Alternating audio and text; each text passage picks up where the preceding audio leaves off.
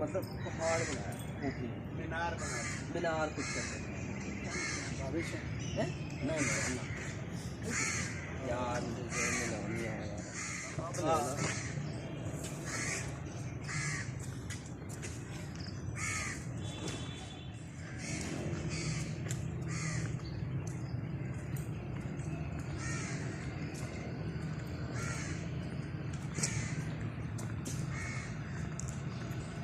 नूरजहाँ की उसके ऊपर जहांगीर की लाडली बेगम और उसकी अपनी लाडली बेटी, उसकी कबर के ऊपर है हम, मज़ार के ऊपर। और बनाया तो बहुत खूबसूरत था एक वक्त के अंदर। और कोई ये यकीन कर सकता है कि इस औरत ने या इस मलका ने इस पूरे बर सग़ीर के ऊपर बेहतरीन हुक्मरानी की। और कहते हैं कि जब तक ये ज़िंदा रही और जहांगीर ज़िंदा रहा, तो जहांगीर ने ही इसके फ़ैसले जो थे वो बर सग़ीर के ऊपर बराजमान थे, और इसके फ़ैसले सादर होते थे, जहांगीर के नहीं होते थे। जो काम जहांगीर से करवाना होता था या जो काम जहांगीर ने करना होता था, वो बग़ैर इसके पूछे कोई भी हुकूमत का या कोई भी चीज़ बग़ैर इसकी मशावरत के नहीं होती थी। ये उसका मज़ार है। और अभी हम आते हुए देखें तो इसकी वॉल के साथ साथ गंद और काफ़ी कुछ पड़ा हुआ था। अंदर तो बहुत खूबसूरत है, और ना सिर्फ खूबसूरत है बल्कि जहांगीर से ज़्यादा साफ़ सुथरा है।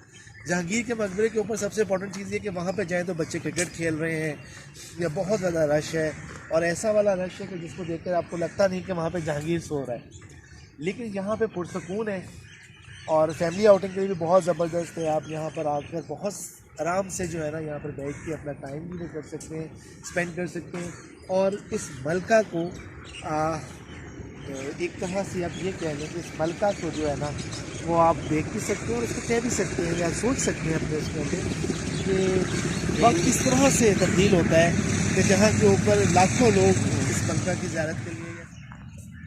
दूसरी इंपॉर्टेंट चीज़ ये थी कि इस मलका की तौहीन कई दफ़ा की गई है। हमारे यहाँ सबसे बड़ी इंपॉर्टेंट चीज़ ये होती है कि ठीक है, आपने किसी के साथ आप पे लाखों इख्तलाफात सही, मगर उसकी मरने के बाद आप उसकी कब्र का ज़रूर एहतराम करते हो या उसको एक तरफ रख देते हो। मगर इस मलका की तौहीन, इस मलका से दुश्मनी पता नहीं लोगों को क्या थी कि सब कुछ होने के बावजूद आप ये कह लें कि यहाँ के ऊपर जो था वो मलका को मरे भी कितने साल हो गए थे। जब रंजीत सिंह की हुकूमत आई तो सिख दौरे हुकूमत के अंदर भी इस मलका के साथ जो है ना वो यहाँ से पत्थर उखाड़ दिए गए और बहुत सारी इसकी जो नवादरात थे वो अलग कर दिए गए। अंग्रेज़ दौरे हुकूमत के अंदर भी इस मलका के मज़ार को, और सबसे इम्पॉर्टेंट चीज़ तौहीन ये की गई कि ये मज़ार जो था जहांगीर का मकबरा, आसिफ जाह का और इसका नूरजहाँ का, ये सब मकबरे एक ही उसके टेरिटरी के अंदर थे।